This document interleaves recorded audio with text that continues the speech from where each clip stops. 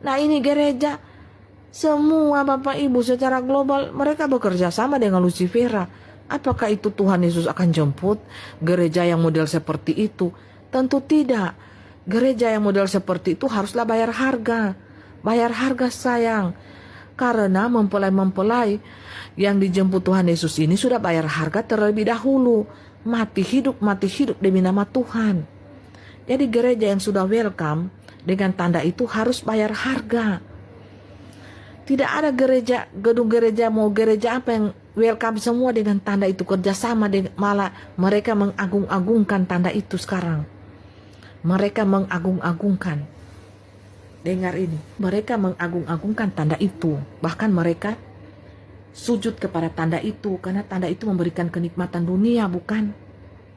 Nah, jadi mengapa Tuhan itu menjemput mempelainya? Khusus mempelainya ini dijemput di akhir zaman ini karena dia mempelai yang terpilih di antara 50 mempelai. Nah, siapa 50 mempelai? Ya, bukan mungkin termasuk di dalamnya Om Alim, Ibu Tirente Sibaruan, Siburian, Bella, Strianti, adik Bella.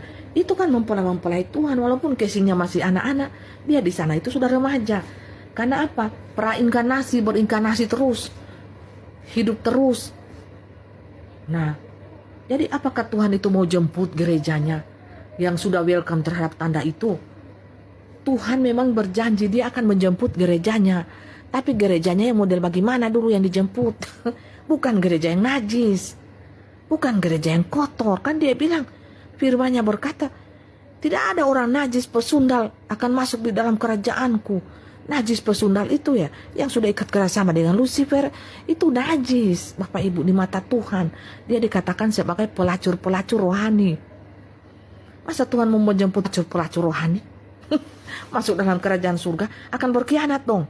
Dia akan mencintai Tuhan separuh, mencintai Lucifer juga separuh. Sedangkan Tuhan ini mempunyai sifat yang setia, adil dan setia. Kudus itu sifatnya Tuhan, seperti itu. Jadi bagaimana mungkin?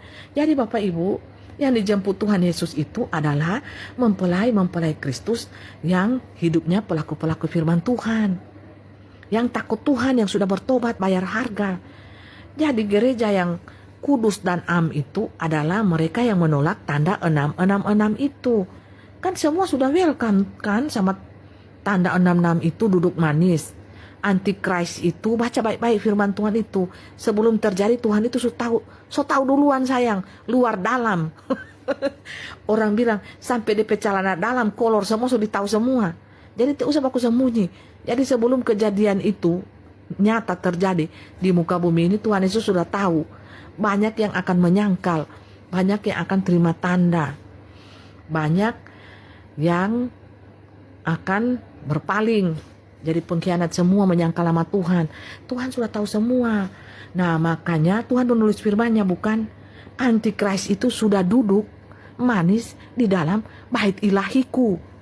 Mengerti sampai sini Bapak Ibu? Mempelai bicara ini di 3 alam yang berbeda. 3 alam yang berbeda. Jadi seperti itu, Bapak Ibu harus paham sampai sini ya. Nah kalau pasukan 77 ya, malaikat Tuhan cepat pahamnya. Mereka seduluan paham juga dari mempelai. Karena kita kan roh kita sama dari 0177 terkoneksi. Nah hanya mempelai kan dikasih sebagai juru bicara dari 01, diangkat sebagai jubir kasihan. Mempelai diangkat sebagai jubir. Nah jadi seperti itu. Gereja yang model seperti apa, yang diangkat Tuhan, diungsikan Tuhan, dipelihara Tuhan, diberkati Tuhan di akhir zaman ini. Dengar baik-baik ini pesan mempelai ya. Gereja yang kudus dan am, tidak bekerja sama dengan antikris, cairan Lucifera itu. Tidak. Gereja yang kudus dan am itu adalah gereja yang menolak tanda 666, cairan Lucifera. Itu gereja yang kudus dan am.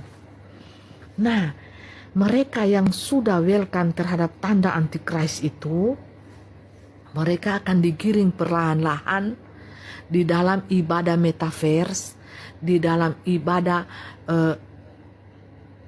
AI, intelijensi itu, AI, mempelai kasih solusi, mereka ini harus benar-benar Bapak Ibu pada waktunya nanti itu bayar harga mati-matian. Sama seperti mempelai bayar harga ketika waktu di dukun. Itu mati hidup, jangan pernah menyangkal nama Tuhan. Kan akan diseleksi,